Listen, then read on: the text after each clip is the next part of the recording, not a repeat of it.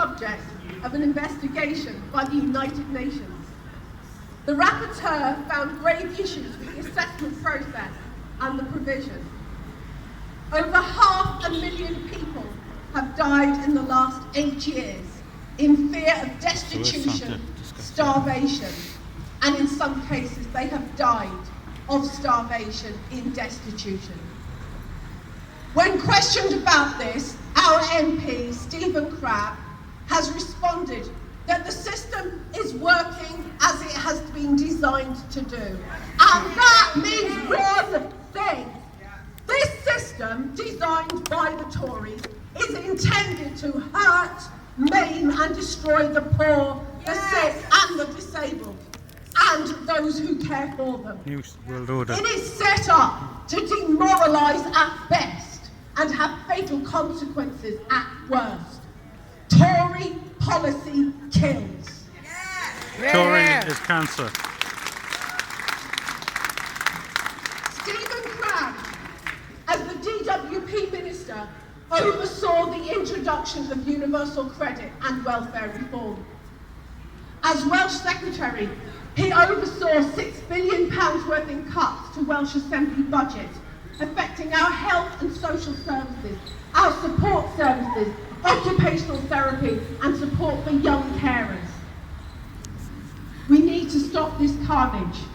We need to get Stephen Crabb out. We need to get the Tories out. We rise like lions. We are many and they are few. Yay. Well done. Brilliant. Government We by the are people, many, they are for the few. people. They are the privileged. We are the Instead many. of government by the people, for the people. Yeah. Our next speaker is from the People's Assembly, Pembrokeshire, Jim Scott. I'd like to say, just before he speaks, there is a sign-up sheet for those that are not involved in Pembrokeshire People's Assembly and want to get involved in activities. Do put your name down and your contact details, and you can get involved in more activities like this, because I suspect there's going to be a lot more of this. This is now a revolt. Over to you, Jim. Thanks, Patrick. And just a quick Yeah, but reminder let's about not the get t-shirt out front. also over there. It's a great thing to walk around a supermarket with because it's quite unambiguous with what you're saying. But comrades, it's great to see so many of you here today uniting to defend our democracy. Now, I wonder if Boris Johnson is regretting scrapping those water cannons, which he wasted so much taxpayers' money on as London Mayor. But then he only had 2, which without would have been very effective, considering this protest taking place all over Britain against this usurping of democracy in the next few days and tonight. But there was a reason Boris Johnson bought those water cannons. It shows his utter contempt for our democratic processes and his utter contempt for us and our right to protest. The selection of Boris Johnson's alt-right cabinet tells us all we need to know. Johnson believes that their campaign of divide and rule has been successful, and that by presenting us with the most right-wing government in living memory, that they can swallow UKIP and the Brexit Party whole. They're obviously gearing up for a general election. To be fair, the strategy him and his cohorts, the alt-right psychopath Dominic Cummings, are employed in is drawing in the racists, the brain-dead gammons and the faux nationalists who don't have enough brain cells between them to recognise that they are supporting an elite bunch of attack dogs who couldn't give a damn about them, their jobs, their health, their education or their families. Sionists. Indeed, Johnson, the lovable idiot, is actually one of the most dangerous politicians that has darkened our doors in recent times. His happy-go-lucky, clown-like persona is actually a very cynical front for an incredibly dangerous agenda. Be under no illusions, Boris Johnson, who is backed by dark money, aided by Alan Banks, Trump, and an entire pit of vipers who want to see our NHS sold to the US, our human rights on the scrap heap, our environmental protections laid to waste. Johnson, with the shameless support of spineless and unscrupulous career politicians like Stephen Crabb and Simon Hart, is a very dangerous man. So Theresa May is Zionism. great work to divide our country. Her racist go-home bans set the scene and laid the division within our society for the hostile environment in which we now live. I see it as no exaggeration to describe these people as psychopaths. They have no empathy whatsoever. At Eton, they are not taught to have empathy. They're taught how to rule. They're taught how to exploit. They're taught to continue the work of their aristocratic and empirical ancestors. They are taught that we are not human, that we will be subjugated easily, and that we will not fight back as they kill our disabled brothers and sisters by imposing their austerity, take away our jobs, decimate our schools, hospitals, fire stations and public services. That's Saganism. This move by Boris Johnson to usurp Parliament is an attempt to unleash the most hard-right agenda we have ever seen. It shows us that he will not stop until he is stopped. Our own elected representatives in Parliament, Crabbe and Hart, have no morals or scruples on a good day, let alone at times like this. They, like the rest of that rotten bunch, care only about furthering their careers, lining their pockets and propping up the super rich, enabling the 1% of their divide and rule tactic. Our job is to defend democracy, fight for our neighbour and our friend, the nurse, the teacher, the firefighter or the police officer who has been forced to queue at food banks in order to feed their families over the last 10 years of this despicable Tory smash and grab from the very fabric of our society. We know exactly what their game is and we will not be silenced. Bring out the water cannons, Boris, because you've bitten off more you can chew this time. That's recording. Yay! Right, my battery's literally going to die any minute.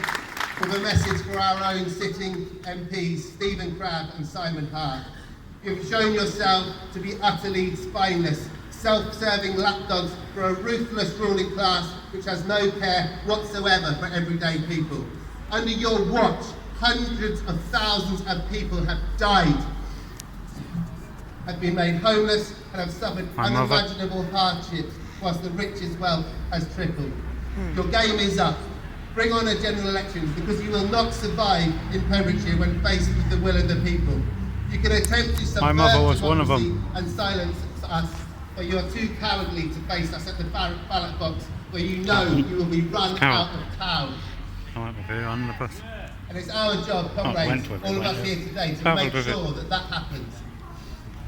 So, Boris out! Tories out! General election now! Thank you, Jim. Hey! The next speaker is Marc Tierney, the Labour Party candidate for Carmarthenshire and South West Pembrokeshire. It's a long time to Mark. Thank you, Mark. Carmarthen West and South Pembrokeshire. It's a pleasure for me to be across the border tonight here in Preseli, Pembrokeshire, supporting the great work of the People's Assembly and of course Philippa Thompson, who will be our next Labour MP for Preseli, Pembrokeshire. I want to talk to you tonight about how the Tories are failing Britain. 10 years of austerity has meant that our economy is failing the many and working purely for the few. Our public services have been cut back to the bone. Our local councils struggling to provide the very bare essential services that all of us depend on, from education to social care to looking after those people by who design. need it most. Our communities who are finding it very difficult to survive, forced on the breadline, forced to use food banks. The Tories got money for are a war. broken political force in this country, and they are now prepared to break our democracy as well. 10 years of austerity has put kids in poverty, people in work forced onto the food banks, and corporation taxes cut by £110 billion. Wow. This is a party that works for those who That's have the Zygonism most, at its worst. not for those who need our help the most. The Tories have no plan for Britain, and they have got no plan for dealing with Brexit, bar to prorogue Parliament, to shut down our democracy, to keep MPs at home whilst they get away with imposing a no-deal Brexit on our country. A no-deal Brexit that will cause hardship for our farmers, hardship in our rural coastal communities right here in Pembrokeshire. Issues that our two Tory MPs seem quite happy to ignore when following the party line. Our communities in Pembrokeshire are worse off after 10 years of Tory government, and they are worse off after 10 years of Tory MPs sitting in Westminster, putting their party loyalty first, putting their party loyalty ahead of what is in the best interests of people in our communities.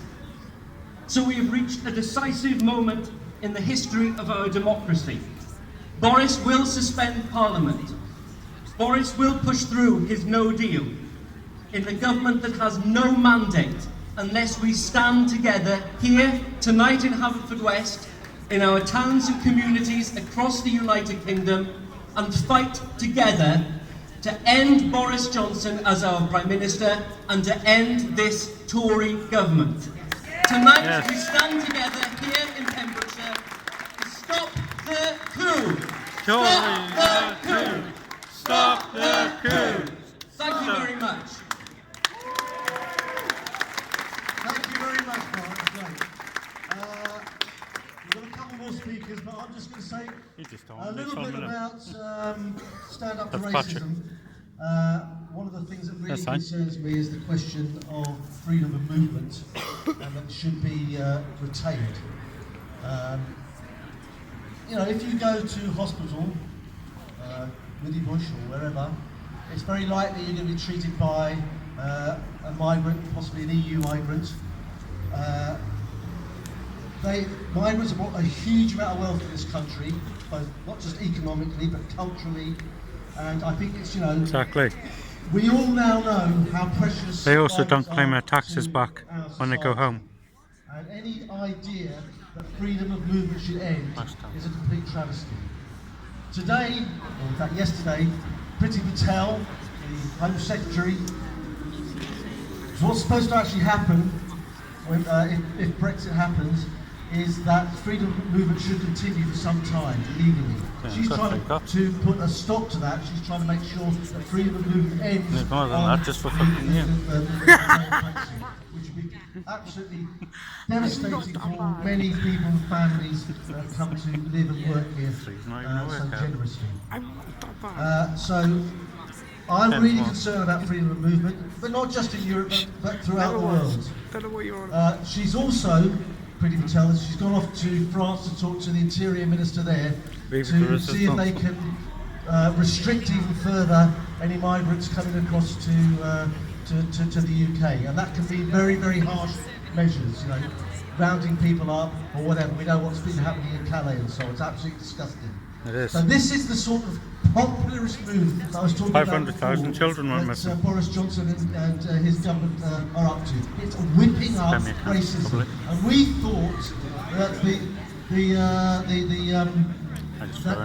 the whole question of Windrush generation and all that stuff had ended.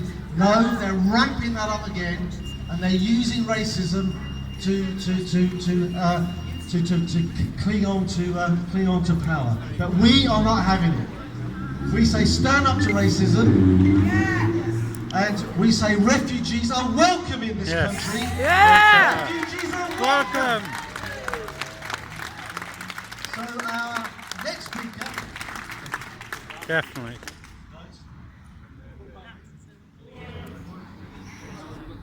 Tom Moses from Extinction Rebellion. All right. Hey. I think it's great we've got something from Extinction Rebellion here. I think Oh my the God. most exciting thing that's happened in politics in recent times is the Extinction Rebellion. You know, people have really sat up now and taken this issue incredibly seriously. So Tom's going to tell us a little bit about what they're doing. They're the drags that don't support the future, but whinge about it. Mate, that's what you call the snowflake generation. This is what our government has created. Fakes. Okay, bit higher. Created. Me or the mic? Okay, so yeah, it's a pleasure to come and talk to you in Crap. many ways. Must go. Things that aren't so pleasurable. I'm talking to you as the Arctic is on fire and the Amazon is on fire as well. Our country's in free fall. I've done absolutely no preparation for this speech, so I'm freestyling it. There is a little thing I'm going to read out in a minute. I'm hoping you're all aware of Extinction Rebellion. It's been going for about a year or so. Some fish go tonight. Basically, we have three demands I do now. for the UK government I government couldn't be further in two afield. places at once. First demand is that you need to tell the truth. Yeah. Yeah. About the climate emergency, about the situation we're failing, but I think that's equally important about everything. XR is not a political organisation. It has to work to try and change this system, which does mean that we have to work with politicians. Obviously, the current government are ideal. I wouldn't particularly say that some of the previous governments, led by different parties, have actually been any more truthful. Look at arms deals, all that kind of thing. I'm hoping that things are on the mend. That's the first demand, is to tell the truth.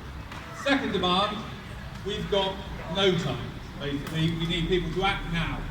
We've had the IPCC report on climate change identified 12 years to make a meaningful move towards zero carbon, to limit global temperature rise to 1.5 degrees. Even with that, we're going to see millions dying. There's already millions dying, and many species. It's also at the core of the Earth heating stuff too, because the chemtrails put a barrier in the ozone layer that stops the heat evaporating, dissipating. It does impact massively on politics, is that the system should create citizens' assemblies to guide the work of the government and to monitor that they're doing what they're saying they're going to do.